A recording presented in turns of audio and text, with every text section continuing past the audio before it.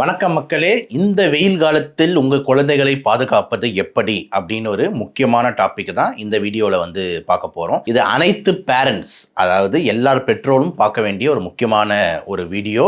ரொம்ப இன்ஃபர்மேட்டிவாக வந்து இருக்கும். வாங்க வீடியோவில் செல்லலாம்.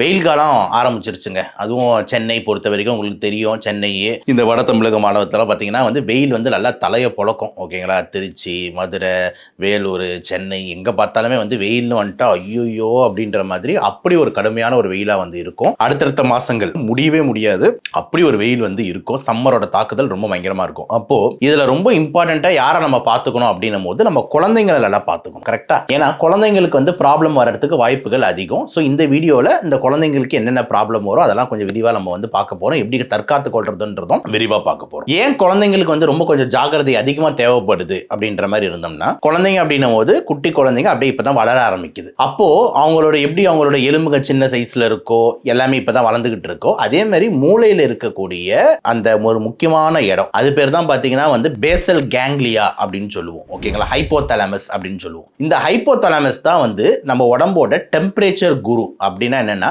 நம்ம பாடியோட வெப்பநிலையை மெயின்டைன் பண்ற ஒரு இம்பார்ட்டன்டான ஒரு இடம் வந்து அந்த ஹைப்போதாலமஸ். நம்மளே யோசிச்சு பாருங்க, நம்ம உடம்பு என்னதான் வெயிலா இருந்தாலும் என்னதான் குளிரா இருந்தாலும் நம்ம உடம்பு ஒரு வெப்பநிலையை எப்பவுமே மெயின்டைன் பண்ணுது. 36.5 to 37.5ன்ற மாதிரி ஒரு டிகிரிக்குள்ள வந்து மெயின்டைன் பண்ணுது. ஓகேங்களா? ஃபாரன்ஹீட்ல கன்வெர்ட் பண்ணோம் அப்படின்னா வந்துட்டு ஒரு 96 டிகிரி ஃபாரன்ஹீட் டு ஒரு 98 டிகிரி ஃபாரன்ஹீட் கூட மெயின்டைன் பண்ணுது. என்னதான் இருந்தாலும் அதுக்கு கீழேயும் போக கூடாது, அதுக்கு மேலேயும் போக கூடாது. கரெக்டா?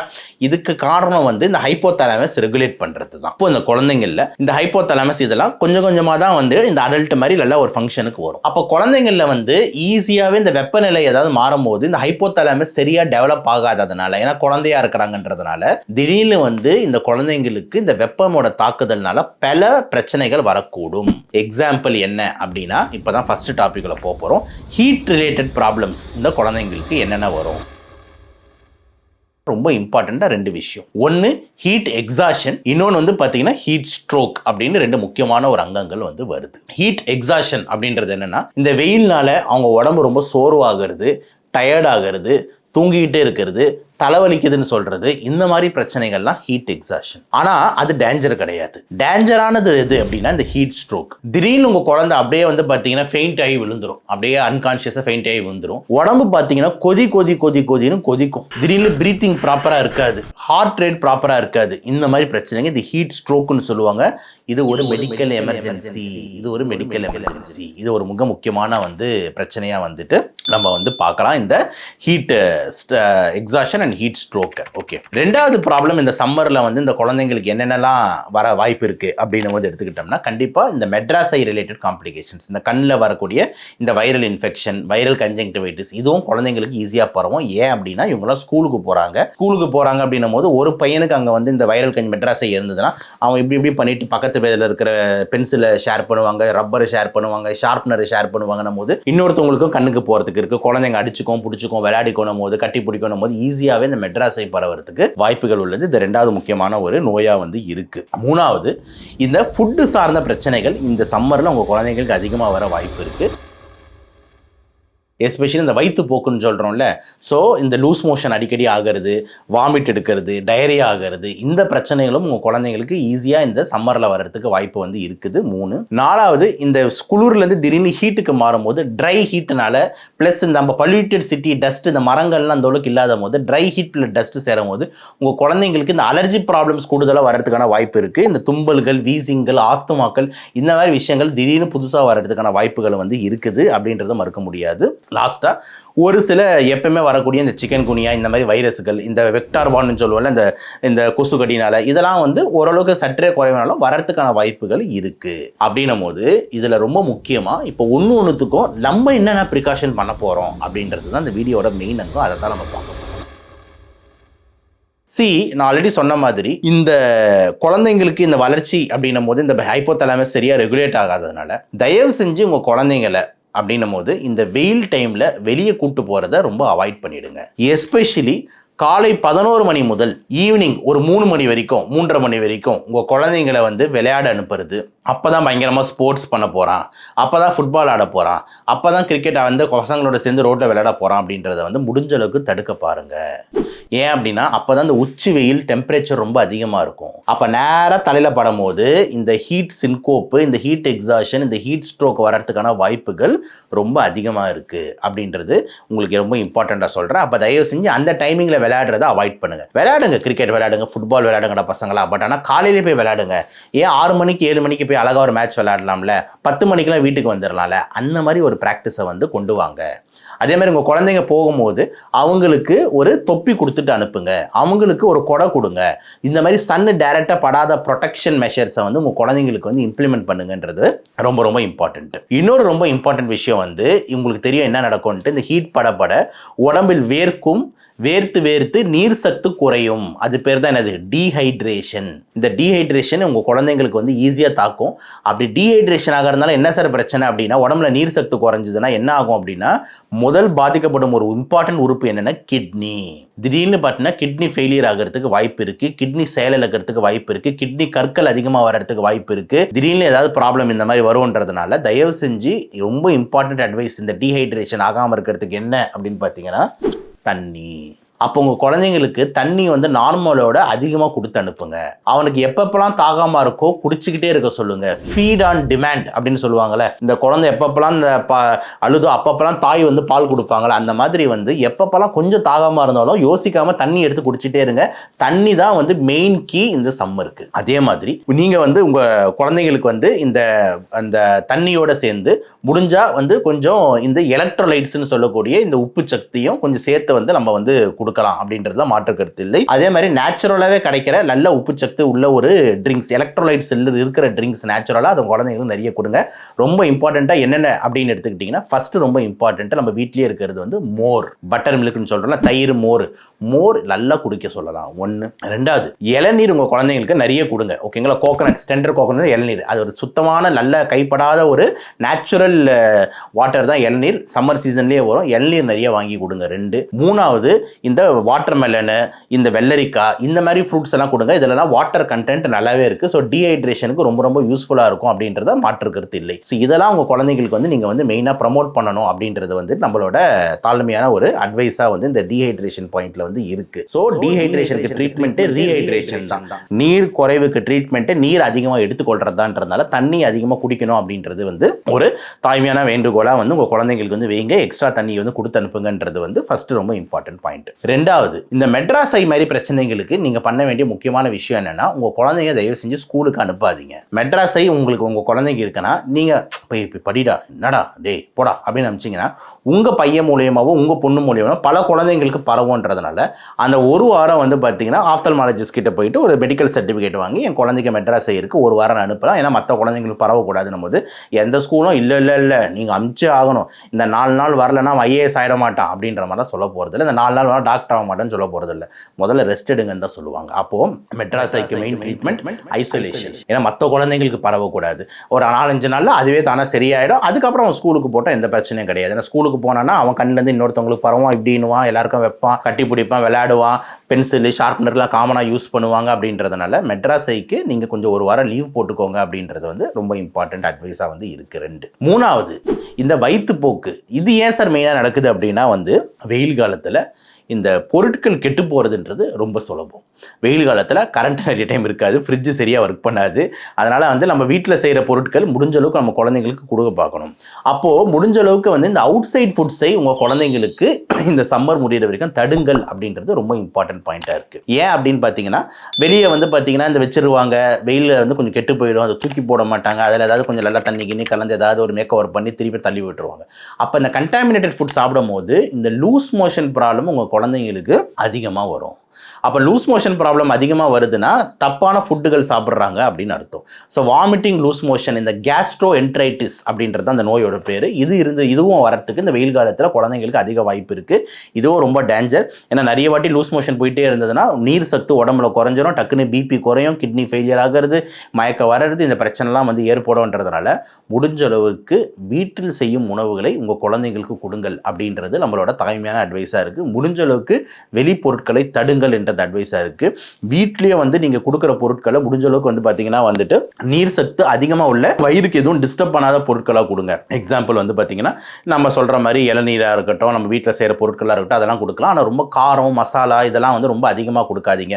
ஓவராக பெப்பர் ஃப்ரை இந்த ஃப்ரை அப்படி இப்படின்னு சொல்லிட்டு நிறைய மசாலாவை சேர்க்காம வயிறு ரொம்ப டிஸ்டர்ப் பண்ணாத மாதிரி ஈஸியாக செரிச்சிட்டு போகிற மாதிரி காரம் கம்மியாக இது கம்மியாக அப்படின்னு இருக்க மாதிரி ஒரு டயட்டை வந்து நீர் சக்தி அதிகமான டயட்டாக வந்து குழந்தைங்களுக்கு கொடுங்க அப்படின்றது நம்மளோட அட்வைஸாக வந்து இருக்குது. இன்னொரு நோய் அப்படின்னு எடுத்துக்கிட்டோம்னா அதே மாதிரி இன்னொரு பாயிண்ட் சொல்ல விட்டுட்டு பாருங்க, அந்த பேஷண்ட்ஸ்க்குலாம் அந்த வயிறுப்போக்கு பேஷண்ட்ஸுக்குலாம் உடனே இந்த ஓஆர்எஸ் பேக்கெட்ஸ்லாம் கையில் வச்சுக்கோங்க.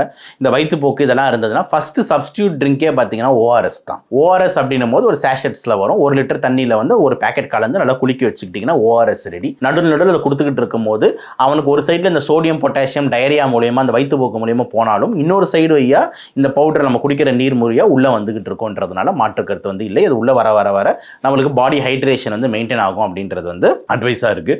ஈவன் இந்த ஓஆர்எஸ் வந்து இந்த விளையாட போகிறாங்க இந்த மாதிரி பண்ணுறவங்களாம் வந்து வேர்த்து போதில்லை, வேர்த்து போகும்போது தண்ணி மட்டும் குடிக்காமல் அந்த ஓஆர்எஸ் கலந்த ட்ரிங்க் குடித்தோம்னா நீர் சத்தும் மெயின்டைன் ஆகும், சேம் டைம் அந்த தேவையான சோடியம் பொட்டாசியம் நம்ம உடம்புல மெயின்டைன் ஆகுன்றதுனால இந்த மசில் கிராம்ஸ் வர்றது, தசைகள் பிடிக்கிறது, இந்த மாதிரி டீஹைட்ரேஷனால் வரக்கூடிய பிரச்சனைகள் வந்து வராது. ஸோ நீர் சத்தும் கிடைக்குது, கூடவே இந்த எலக்ட்ரோலைட்ஸும் சேர்ந்து கிடைக்குதுன்றதுனால எஃபெக்ட் நல்லா இருக்கும் அப்படின்றது வந்து பேரண்ட்ஸ்க்கு வந்து தெரிவித்துக் கொள்கிறேன். இன்னொரு ஒரு இம்பார்ட்டன்ட் நோய் வந்து பார்த்தீங்கன்னா சொன்ன இந்த ட்ரை ஹீட்னால இந்த அலர்ஜி வீசிங் ப்ராப்ளம்ஸ்லாம் வரும் அப்படின்னு சொல்லிட்டு, அப்போ இந்த ட்ரை ஹீட்லேருந்து வரக்கூடிய இந்த அலர்ஜி வீசிங் ப்ராப்ளம்ஸை தடுக்கிறதுக்கு முடிஞ்ச அளவுக்கு நீங்கள் வெளியே போகும்போது ஒரு மாஸ்க் அணிஞ்சிட்டு போகிறது ரொம்ப ரொம்ப அவசியம். இந்த எஸ்பெஷலி இந்த 2 வீலரில் வந்துட்டு இங்கேருந்து நார்த் சென்னை போகிறோம், அவ்வளோ தூரத்துக்குலாம் ட்ராவல் பண்ணுறோம் போது குழந்தைங்களை ஃப்ரண்ட்டில் உட்கார வச்சுட்டு போகும்போது அந்த ட்ரை ஹீட் வித் டஸ்ட் படும்போது ரொம்ப இந்த மாதிரி தூசி தும்பல் அதே மாதிரி இந்த வீசிங் இதெல்லாம் உற்பத்தி பண்ணுறதுக்கு வாய்ப்பு இருக்குன்றதுனால மாட்டிட்டுன்னு போங்க. அதே தாண்டி கொஞ்சம் தொடர்ச்சியாக இருந்ததுன்னா கண்டிப்பாக பல்மனாலஜிஸ்ட்டை வந்து பாருங்கள். ஒரு வாட்டி இந்த அலர்ஜி வீசிங் ப்ராப்ளம் ஏதாவது இருக்கான்னு செக் பண்ணிவிட்டு ப்ரொடெக்ஷனாக கொஞ்சம் மருந்துகளை வந்து நம்ம போட்டுக்கிறது வந்து சேஃப் அண்ட் செக்யூராக வந்து இருக்கும் அப்படின்றது வந்துட்டு நம்மளோட அட்வைஸாக வந்து இருக்குது. ஸோ இதெல்லாம் தாண்டி எதெல்லாம் சார் டேஞ்சர் சைன்ஸ் ரொம்ப இம்பார்ட்டன்ட் பாயிண்ட் இந்த வீடியோவில் இதெல்லாம் வந்து இருந்ததுன்னா டேஞ்சர் அறிகுறி, நான் என் குழந்தைங்களுக்கு என்னென்னலாம் கண்காணிக்கணும் அப்படின்ற மாதிரி எடுத்துக்கிட்டிங்கன்னா ஃபஸ்ட்டு ரொம்ப இம்பார்ட்டண்ட்டாக நீங்கள் கண்காணிக்க வேண்டிய விஷயங்கள் என்ன அப்படின்னா, உங்கள் குழந்தை ஆக்டிவாக இருக்கானா ஃபஸ்ட்டு டிக். ஆக்டிவாக இருந்தானா நல்லா இருக்கான்னு அர்த்தம். உங்கள் குழந்தை சோர்வாக இருக்கக்கூடாது, டயர்டாக இருக்குது, படுத்துக்கிட்டே இருக்கேன், எனக்கு தலைவலிக்குது, எனக்கு முடியல அப்படின்ற மாதிரி சோர்வு இருக்கக்கூடாது. சோர்வு இருந்ததுன்னா நீர் சத்து போதாண்மை இருக்குது, டீஹைட்ரேஷன் இருக்குது அப்படின்னு. இன்னும் நான் நல்லா விளையாடிக்கிட்டு இருந்த பையன் திடீர்னு வெயில் ஆரம்பிச்சதுலேருந்து படுத்துக்கிட்டே இருக்குது, ஒரு மாதிரி சோர்வாகவே இருக்கான் அப்படின்னா நீர் சத்து கம்மியாக இருக்குது. அப்போ அவங்களுக்கு ஹைட்ரேஷன் பண்ணணும். ஸோ இதை நீங்கள் கண்டிப்பாக பார்க்கணும். 2 3வது யூரின் எத்தனை டைம் பாஸ் பண்ணுறான்றதை கரெக்டாக நீங்கள் பார்க்க வேண்டிய தேவை வந்து இருக்குது. உங்கள் குழந்தை ஒரு 4 மணி நேரம் இல்லை 6 மணி நேரத்துக்குள்ளே ஒரு வாட்டி யூரின் பாஸ் பண்ணி ஆகணும். யூரினே வரலமா, நீங்கள் நேற்று ஃபுல்லாக யூரின் வரலமா, இன்றைக்கும் யூரினே போக மாட்டேன்றான் அப்படின்னா உங்கள் குழந்தைய நீங்கள் சரியாக வந்து கண்காணிக்காமல் விட்டுருக்கீங்க. நீர் சத்து கம்மியாகிட்டு வருது, கிட்னி ஷட் டவுன் ஆக ஆரம்பிச்சிருக்குன்னு அர்த்தம். அதனால் தயவு செஞ்சு வந்து யூரின் எத்தனை டைம் பாஸ் பண்ணுறான்றதை கரெக்டாக பாருங்கள். கொஞ்சம் கொஞ்சம் தான் போகும், பட் ஆனால் வந்துட்டு 4 hours to 6 hours வந்து யூரின் வந்து போதான்னு பாருங்கள். அந்த குழந்தைங்கள்கிட்ட யூரின் கலர் எப்படி போகுது, ஏதாவது மாறுதல் வருதான்றது நீங்கள் வந்து பெற்றோர்கள் உங்களுக்கு தெரியும், 2 வயசு 3 வயசு குழந்தைலாம் நீங்கள் தான் பார்ப்பீங்க. எல்கேஜி யூகேஜி ஃபஸ்ட் ஸ்டாண்டர்ட்லாம் படிக்கிற குழந்தைங்க நீங்கள் தான் அந்த பாத்ரூமில் கொண்டு போய் அதெல்லாம் சொல்லி கொடுத்துக்கிட்டு இருக்கும்போது யூரின் கலர்லாம் எப்படி போகுதுன்னு பாருங்கள். முன்னாடிலாம் வெள்ளையாக போயிட்டு இருந்தது, இப்போ ஒரு மாதிரி டார்க் மஞ்சள் கலரில் போகிறது, எல்லோ கலரில் ரொம்ப டார்க்காக போகுது சார், முன்னாடிலாம் வெள்ளையாக தானே போயிட்டு இருந்தது அப்படின்னா திருப்பியும் நீர் சத்து போதாண்மை இருக்குது. ஸோ இதெல்லாம் நீங்கள் மெயினாக பார்க்கணும். என்ன கலரில் யூரின் போகிறான், எத்தனை வாட்டி யூரின் போகிறான், ஆள் சோர்வாக இருக்கானா, டல் அடிக்கிறானா, வேலை செய்யாமல் படுத்துக்கிட்டே இருக்கானா, தலைவலிக்குதுன்னு சொல்கிறானா, இதெல்லாம் தான் நீங்கள் மெயினாக வாட்ச் பண்ண வேண்டிய முக்கியமான சைன்ஸாக வந்து இந்த வெயிலில் உங்கள் குழந்தைங்களுக்கு இருக்குது அப்படின்றத வந்து நம்ம சொல்கிறோம். எதெல்லாம் சார் இருந்தால் மெடிக்கல் எமர்ஜென்சி, திடீர்னு உடனே எதெல்லாம் இருந்தாலும் நம்ம வந்து எமர்ஜென்சி நான் உடனே டாக்டர் கிட்ட போனோம் அப்படின்னா, உங்கள் குழந்தை சோர்வாக படுத்துக்கிட்டு இருக்கு, திடீர்னு மயக்கடிச்சு விழுந்துருச்சு, உடம்பு தொட்டு பார்த்தா கொதின்னு கொதிக்குது, யூரினே வரலை, இந்த 4மே டேஞ்சர் சைன்ஸ். ஓகே, இந்த 4மே டேஞ்சர் சைன்ஸ். இந்த வெயில் காலத்தில் உங்கள் குழந்தைங்களுக்கு நம்ம சேனல் மூலிமா சொல்லக்கூடிய 4 டேஞ்சர் சைன்ஸ் என்னென்ன அப்படின்னா, பயங்கரமான கடுமையான தலைவலி, மயங்கிட்டான், சோர்வாக இருக்கான், அதுக்கப்புறம் யூரின் சரியாக வந்து வரமாட்டேங்குது, இது எல்லாமே வந்து பார்த்திங்கன்னா வந்து டேஞ்சர் சைன்ஸு. உடம்பு கொதியாக கொதிக்குது, இது எல்லாமே டேஞ்சர் சைன்ஸுன்ட்டு இம்பார்ட்டண்ட்டாக வந்து தெரிவித்துக் கொள்கிறேன். லாஸ்ட்டாக இன்னொரு இம்பார்ட்டண்ட் அட்வைஸு இந்த வெயில் காலத்தில், ஈவன் நானே வந்து பர்சனலாக பார்த்த ஒரு விஷயம் நான் தான் எப்போயுமே உங்ககிட்ட சொல்கிறது, இந்த கோயில் இந்த இதெல்லாம் வந்து எங்கேயாவது கூப்பிட்டு போவாங்க குழந்தைங்கள வந்து காரில் கூப்பிட்டு போயிட்டு அதுக்கப்புறம் வந்து பார்த்தீங்கன்னா அந்த குழந்தைய வந்து வெளியே அந்த மாலுக்கோ இல்லை சூப்பர் மார்க்கெட்டுக்கோ கூட்டு போக முடியாதுன்னு சொல்லிட்டு என்ன பண்ணுவாங்கன்னா அந்த குழந்தைய நீ கார்லேயே உட்காருன்னு சொல்லிட்டு காரை பூட்டிட்டு போயிடுவாங்க. இது ரொம்ப ரொம்ப ஆபத்து. தயவு செஞ்சு அதை மட்டும் பண்ணிடாதீங்க. ஏன்னா குழந்தைங்களை நீங்கள் காரில் போட்டுட்டு நீங்கள் மாலுக்குள்ளே போயிட்டீங்க அப்படின்னா என்ன ஆகும் அப்படின்ற மாதிரி இருந்தால், கார் வந்து வெப்பத்தில் நிற்கும் போது, ஒரு சம்மர் சீசனில் நிற்கும் போது நம்மளுக்கு வெளியேவே அவ்வளோ சூடுனா காருக்குள்ளே வந்து சூடுகள் 4லேருந்து 5 மடங்குகள் அதிகமாக ஆரம்பிக்கும். புரியுதுல நான் சொல்கிறது? 4லேருந்து 5 மடங்குகள் அதிகமாக ஆரம்பிக்கும் அந்த சூடு.